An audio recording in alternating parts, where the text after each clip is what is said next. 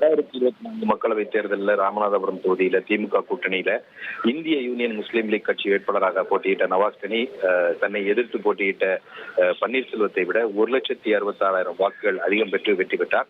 இதையடுத்து நவாஸ் கனி பல்வேறு முறைகேடுகள் செய்து வெற்றி பெற்றதாகவும் அவருடைய தேர்தல் வெற்றியை செல்லாது என்று அறிவிக்க வேண்டும் என்ற கோரிக்கையுடன் பன்னீர்செல்வம் சென்னை உயர்நீதிமன்றத்தில் தேர்தல் வழக்கு தாக்கல் செய்திருந்தார்.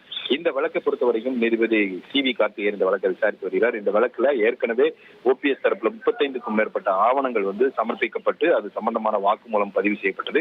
இந்த நிலையில இந்த வழக்கை மீண்டும் விசாரணைக்கு வந்த போது நவாஸ் கனி தரப்புல OPS குறுக்கு விசாரணை செய்யப்பட்டது. அந்த குறுக்கு விசாரணையின் போது பன்னீர்செல்வம் தாக்கல் செய்திருந்த அந்த வேட்புமனு, அதில் குறிப்பிட்டிருந்த தொழில்கள் மற்றும் அதில் கிடைக்கிற வருமானம், அந்த அவருடைய நிலங்கள் தொடர்பான கேள்விகள் எழுப்பப்பட்டன.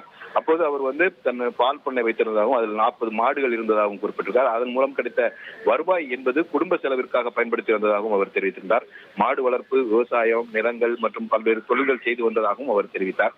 வேட்புமனுவில் குறிப்பிட்டுள்ள நிலங்கள் தொடர்பான கேள்விகளுக்கு நினைவில்லை என்று அவர் பதிலளித்த போது நவாஸ் கனி தரப்பு வழக்கறிஞர் தமிழகத்தினுடைய நிதியமைச்சராக இருந்தவருக்கு இது நினைவில்லையா என்ற ஒரு எதிர்கேள்வியை அவர் எழுப்பினார்.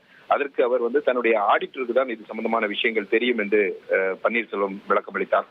தொடர்ந்து பல்வேறு கேள்விகளுக்கு பதிலளித்த அவர், நான் தொடர்ந்த தேர்தல் வழக்குல என்னை மட்டும் கேள்வி எழுப்புவது ஏன் என்ற ஒரு எதிர்கேள்வியை எழுப்பியிருக்கிறாரு.